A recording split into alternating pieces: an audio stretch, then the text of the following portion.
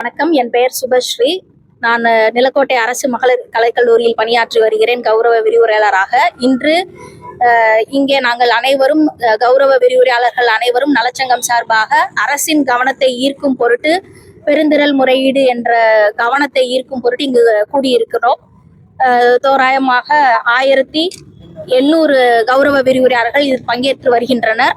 எங்களது மேலான கோரிக்கை, நீண்ட காலமான கோரிக்கைகளான பணி நிரந்தரம், ஊதிய உயர்வு மற்றும் பணி பாதுகாப்பு ஆகியவைகளை முன்வைத்து இன்று அரசுக்கு நாங்கள் கவனத்தை ஈர்க்கும் பொருட்டாக இங்கு கூடியிருக்கின்றோம்.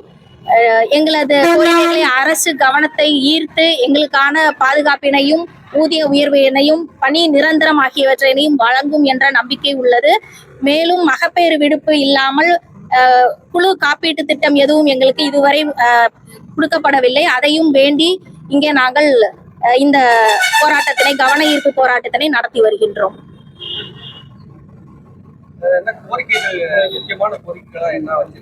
முக்கியமான கோரிக்கைகள் 5: பணி நிரந்தரம், ஊதிய உயர்வு, பணி பாதுகாப்பு, குழு முழு காப்பீட்டு திட்டம் மற்றும் மகப்பேறு விடுப்பு.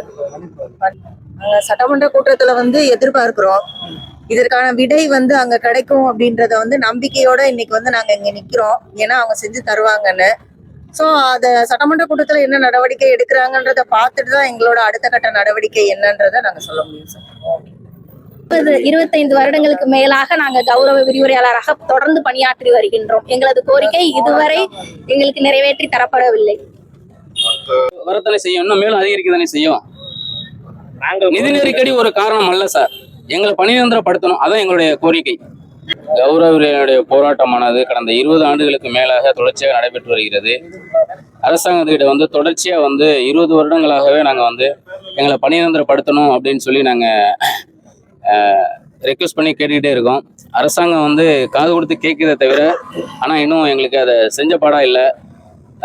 தற்போதைய திமுக அரசாங்கமும் 2006, 2011, 2016, 2021, 2026 ஒவ்வொரு சட்டப்பேரவை தேர்தல் அறிக்கையிலும் கௌரவர்கள் பணிநிரந்தரம் செய்யப்படுவார்கள் என்று தேர்தல் அறிக்கையில் மட்டுமே சொல்லிட்டு இருக்காங்களே தவிர ஆனால் அதை இன்னும் வரைக்கும் எங்களுக்கு நிறைவேற்றி தந்த பாடம் இல்லை.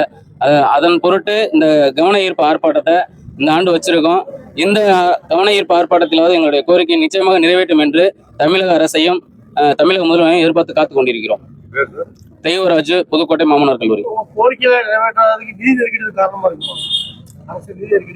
சார் நிதி நெருக்கடி என்னைக்கு சார் தொடர்ந்து வந்துகிட்டே தான் சார் இருக்கும். நிதி நெருக்கடி எங்களுடைய பணியிடம் வெயிட்டிங்ல தானே சார் வச்சிருக்காங்க. எங்களை நிரந்தரப்படுத்தணும் அப்படிங்கறதானே எங்களுடைய கோரிக்கை. நாங்கள் கோருகின்ற அரசாணை 56க்கு ஏற்கனவே நிதி ஒதுக்கீடு செய்யப்பட்ட ஒன்றுதான்.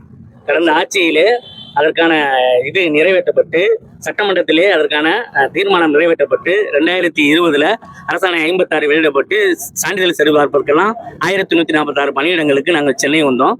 அதில் தனியார் ஒருவர் தொடர்ந்த வழக்கின் காரணமாக அது கிடப்பில் போடப்பட்டது. மீண்டும் இந்த கழக அரசு அமைந்ததில் அதற்கு முந்தைய இந்த அமைச்சர், உயர்கல்வித்துறை அமைச்சர் கூட செய்தியாளர் சந்திப்பில் அதில் சில கடந்த தவறுகள் சரி செய்துவிட்டு நாங்கள் மீண்டும் அதை செய்வோம் என்று ஊடகவியலாளர் வாயிலாக தெரிவித்திருந்தார். எந்த சூழ்நிலையில அமைச்சரவை மாற்றம் ஏற்பட்டு இப்போ தற்போது இருக்க உயர்கல்வி அமைச்சர் எங்களுக்கு சில வாக்குறுதிகளை தந்திருக்கின்றார். சொன்னதையும் மட்டும் செய்வது இந்த அரசு அல்ல, சொல்லாதையும் செய்யக்கூடிய அரசுன்னு சொல்றாங்க.